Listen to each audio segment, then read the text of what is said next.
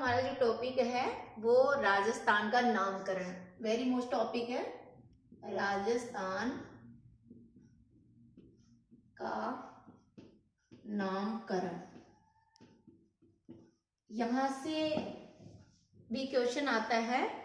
देखिए, अगर हम डेटाज वाइज से करें तो इसमें ये 5 लाइन बता रही हूँ, वो वेरी मोस्ट है। सबसे पहले तो क्या है, बसंतगढ़ शिलालेख में, बसंतगढ़ शिलालेख में 682 को बसंतगढ़ शिलालेख में, ये वेरी मोस्ट, बसंतगढ़ जो शिलालेख में वो राजस्थान को संस्कृत भाषा में क्या दिया गया था। बसंतगढ़ शिलालेख में राजस्थान को संस्कृत, ये बसंतगढ़ आ गया, बसंतगढ़ आ गया तो आप संस्कृत भाषा में राजस्थानीयादित्य, राजस्थानीयादित्य ये रख लेना। बसंतगढ़ शिला ये है, लेकिन किस सबसे पहले क्वेश्चन सीधा कि राजस्थान का नामकरण किस अभिलेख में किया गया था, तो बसंतगढ़ शिलालेख में। ये अगर ये आ रहा राजस्थानीयादित्य नहीं पूछे, लेकिन ये तो हमेशा पूछा जाता है। ये जो 682 लिखा है ना, वो विक्रम संवत है, ये ध्यान रखना है। एक चीज तो ये है, पहला ही क्वेश्चन सीधा से। फिर अपन आते हैं कि राजस्थान को वाल्मीकि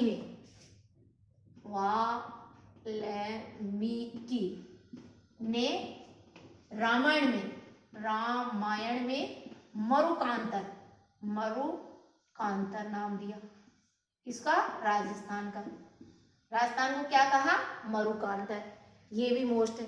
फिर आ जाइए 1665 ईस्वी, 1665 ईस्वी, ये भी वेरी मोस्ट है क्योंकि इसमें मुहरनोत नेणसी ने द्वारा रचित, मुहरनोत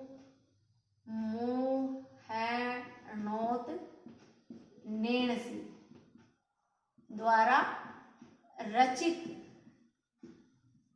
ग्रंथ। वो तो सीधे सीधे पूछ लेते हैं कि मुहरनोत ने कौन सा ग्रंथ, नेणसीरी ख्यात,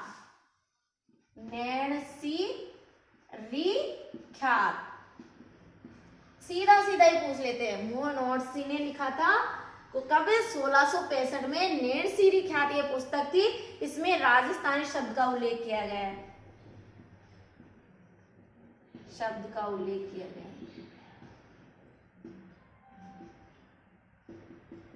ये वेरी मोस्ट 1665। अब देखिए 1800 में जे थॉमस ने राजपूताना नाम दे दिया, राजस्थान का राजपूताना। आप तो मतलब कॉन्सेप्ट को समझिए। जे थॉमस ने 1800 में राजपूताना नाम दे दिया। जो इम्पोर्टेंट है वो वेरी इम्पोर्टेंट है कि जे थॉमस के द्वारा 1800 में राजपूताना नाम दे दिया। जे थॉमस ने राजस्थान को क्या नाम दिया? राजपूताना। अब 1805 में फ्रैंकलिन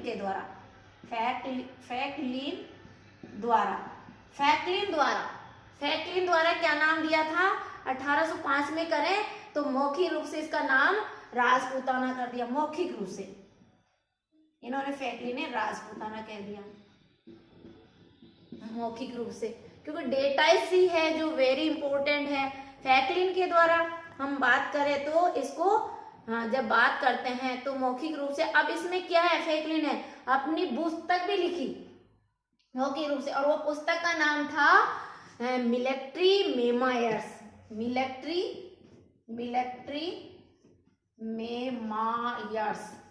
फ्रैंकलिन की पुस्तक भी पूछी जा सकती है जब हम बात करें तो military memoirs of George Thomas,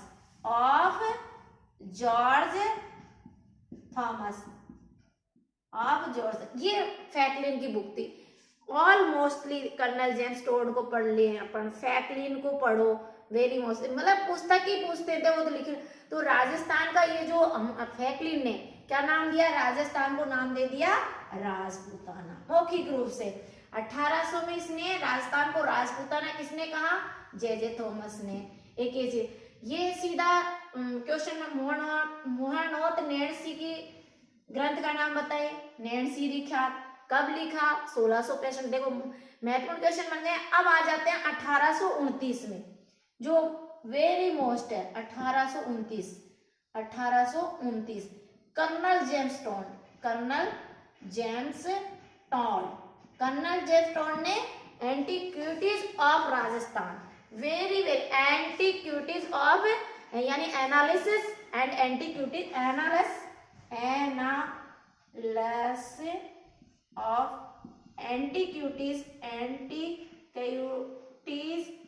of Rajasthan.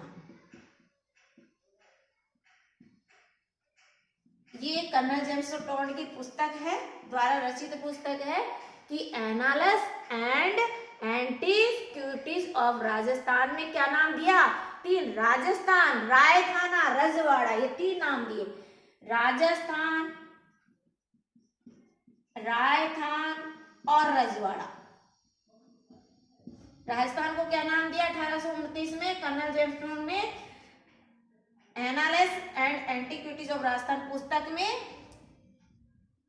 Rajasthan, रायथाना और रजवाड़ा, ये इंपॉर्टेंट है। देखो मैंने ये 5 टाइटल इसलिए डाले हैं कि आपको पॉइंट टू द पॉइंट आपको ध्यान रहे, क्योंकि जी के थोड़ा सा विस्तृत रूप रहता है, कितना पढ़ें, ये स्टूडेंट की अधिकतर कंप्लेन रहती है, मैम क्या करें जी के बहुत अच्छा है।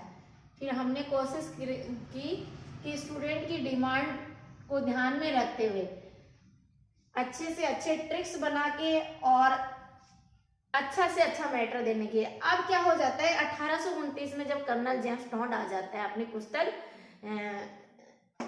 Analysis and antiquities of Rajasthan, जिसमें राजस्थान, रायथाना, रजवाड़ा दे देता है। उसके बाद में ये जिसकी जो सेकंड बुक है 1832 में,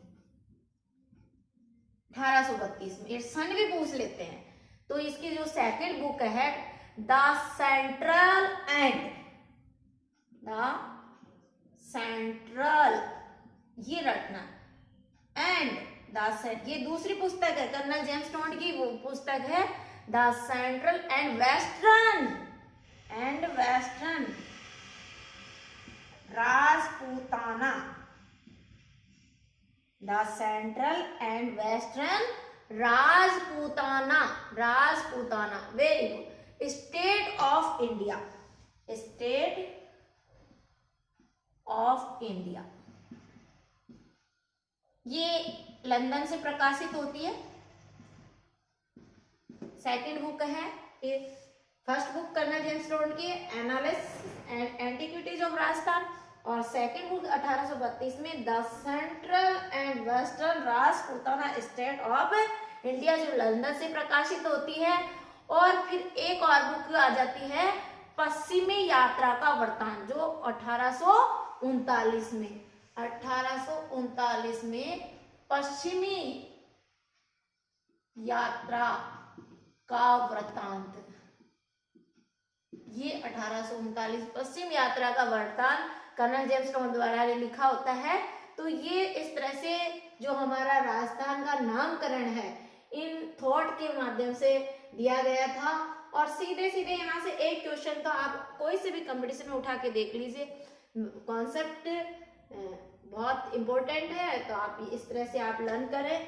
और मतलब जैसे आपको एक और स्टूडेंट, जब हम रात को 9 बजे से लेकर 9:15 बजे की लाइव क्लास लेते हैं, तो बहुत सारे स्टूडेंट कहते हैं कि मैम थोड़ा सा हमें टॉपिक बताइए, और टॉपिक के साथ साथ ये बताएं तो मैं कि हमारे जो सेलेक्टेड टॉपिक है वो हम भूल जाते हैं, ये उनकी कंप्लेंट थी। तो मेरा जो निवेदन है आपसे कि हम तैयारी करते हैं तब कैसे तैयारी करी, हमने इस प्लेटफॉर्म पे पहुंचने के लिए कि हमने जब पीएचडी कर रहे थे तो ये क्योंकि पीएचडी में बहुत सारी किताबें को हम समराइज करके लिखनी भी पड़ती है, और एक वाइवा होता है तो सब कुछ पेज वाइज से बताना पड़ता है। तो उसका एक तरीका होता है कि हमने जैसे मान लीजिए आप भी अपना लेसन प्लान बनाइए। लेसन प्लान का मतलब कि आपकी दिनचर्या का बनाइए कि हमको 6 घंटे पढ़ना है।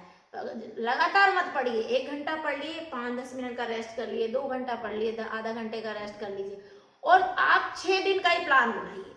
क्योंकि स्टूडेंट की डिमांड रहती है मैं तो मैडम बेहतरीन रणनीति क्या है, तो मैं उन स्टूडेंट सभी को यह संदेश देना चाहूंगी कि आप 6 डे का प्लान बनाइए।